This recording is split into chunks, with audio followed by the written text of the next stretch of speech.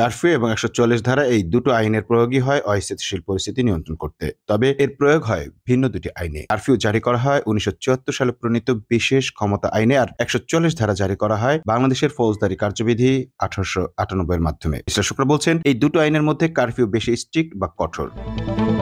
বিশৃঙ্খলা হবার সম্ভাবনা থাকলে কর্তৃপক্ষ ১৪৪ ধারায় ৫ জনের বেশি মানুষের জমায়েত নিষিদ্ধ করতে পারে। তারপরও কেউ চেষ্টা করলে পুলিশকে ওই জমায়েত ভঙ্গ করার ক্ষমতা দেওয়া হয়। আর কারফিউ আর অনেক বেশি স্ট্রিক্ট। এতে সবার জন্য ঘর থেকে বের হওয়া নিষিদ্ধ থাকে, বলেন সুপ্রিম কোর্টের জ্যেষ্ঠ আইনজীবী শাহদিন মালিক। অর্থাৎ জনসাধারণ জড়ো হবার ফলে যদি কোথাও মারামারি বা দাঙ্গা বেঁধে যাওয়ার শঙ্কা দেখা দেয়, তবে শান্তি শৃঙ্খলা রক্ষা ম্যাজিস্ট্রেট বা পুলিশ কমিশনার ১৪৪ ধারা জারি করতে পারেন।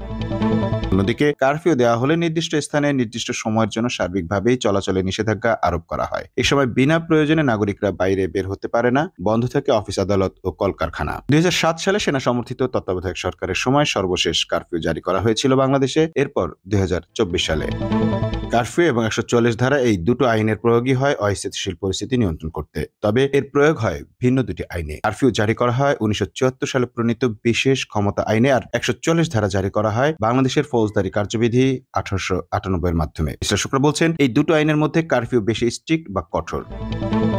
বিশৃঙ্খলা হবার সম্ভাবনা থাকলে কর্তৃপক্ষ ১৪৪ ধারায় ৫ জনের বেশি মানুষের জমায়েত নিষিদ্ধ করতে পারে। তারপরও কেউ চেষ্টা করলে পুলিশকে ওই জমায়েত ভঙ্গ করার ক্ষমতা দেওয়া হয়। আর কারফিউ আর অনেক বেশি স্ট্রিক্ট। এতে সবার জন্য ঘর থেকে বের হওয়া নিষিদ্ধ থাকে, বলেন সুপ্রিম কোর্টের জ্যেষ্ঠ আইনজীবী শাহদিন মালিক। অর্থাৎ জনসাধারণ জড়ো হবার ফলে যদি কোথাও মারামারি বা দাঙ্গা বেঁধে যাওয়ার শঙ্কা দেখা দেয়, তবে শান্তি শৃঙ্খলা রক্ষা ম্যাজিস্ট্রেট বা পুলিশ কমিশনার ১৪৪ ধারা জারি করতে পারেন।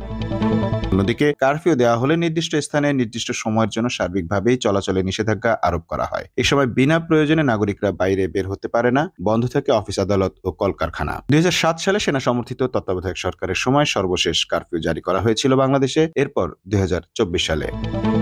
Mamun Mahfuz, time news desk.